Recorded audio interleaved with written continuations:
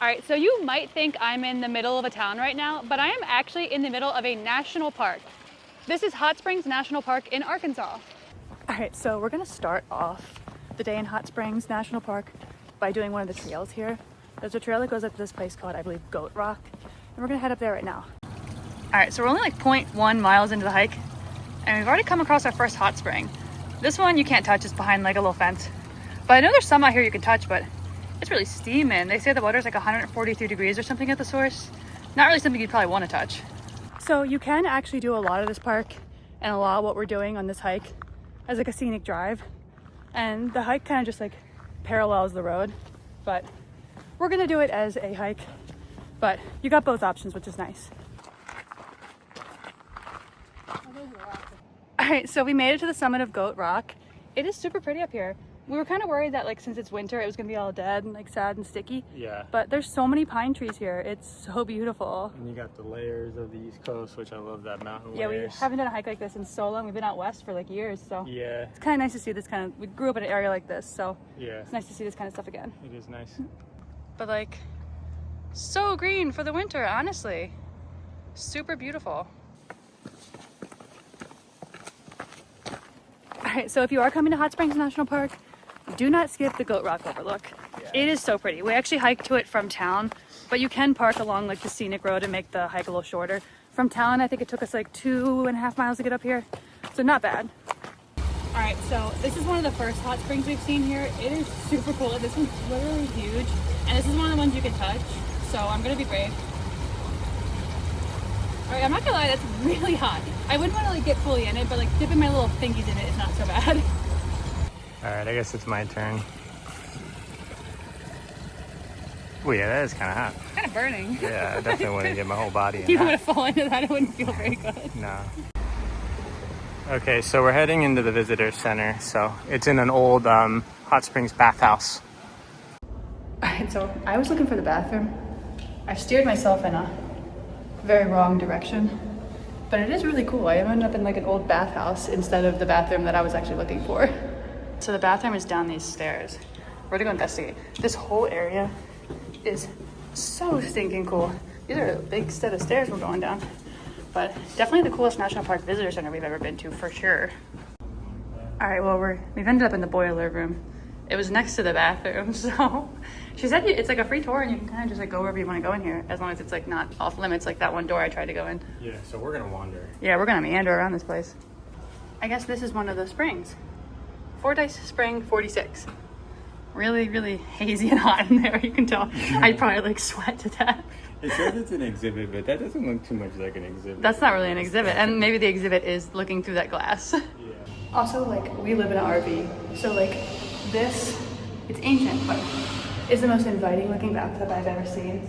I haven't like been able to take a bath in like a year, and all I think about is like baths, because we are bath people, we love a bath.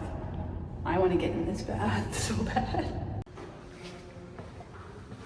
So Hot Spring National Park has like what's called the Bathhouse Row, which is all these buildings along the main road that were bathhouses. So they pumped in all the hot springs water to like create these bathhouses, and people would come and like soak and stuff. So, Yeah, and we're in one of them right now. Some of them are still like active bathhouses. This one is the National Park Visitor Center. yeah, you can't go in every single bathhouse on the road. Yeah, no, you also gotta pay to go in a lot of them, so because there's actual like, it's expensive too. I looked into it. I was like, oh no, out of our tax bracket. Cool. It would be cool next time. I don't know what kind of contraption this is, but we need to make modern showers like this. Imagine having like this many things smacking you when you're showering. Like, oh my God, you could like blast me from all the pools. This would be a full body clean, and looking at RV, we need this. I need this to be active somewhere. Oh no, there's a lot of these around here and they're really kind of creepy. I'm gonna be totally honest, I don't know what this word means, but the room itself is really cool. All right, I'm in the women's dressing room. Yeah, normally he wouldn't be allowed in here, but it's really cool. This room is so cool, it is so pretty. It's almost a jump scare though when you like turn the corner and you see these little lady things like laying in all the beds. They're kind of scary. All right, so we hiked for a while, went to the visitor center. It's time for a beer, but it's unique here because this is the only brewery that resides within a national park. All right, this is the Superior Bathhouse in Hot Springs National Park. And not only, like I said earlier, is it the only brewery within a national park, but it's the only brewery that brews their beers with thermal water in the entire world. All right, so it should come as no surprise. We both got the IPA. It's like a West Coast style IPA, but it's really, really, really good. All right, so I have never seen anything like this. They have Reuben nachos. We were gonna get like just the beer cheese dip, but I think we're gonna get Reuben nachos because that sounds like insanely good and like really unique. These are the Reuben nachos. They literally look insane. It's like corned beef and like Thousand Island and beer cheese and sauerkraut and all kinds of stuff on there.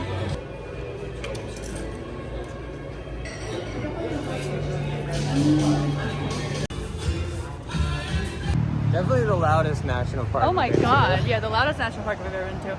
But we didn't really film much in that brewery because it was like really loud, like the music was just like bumping in there.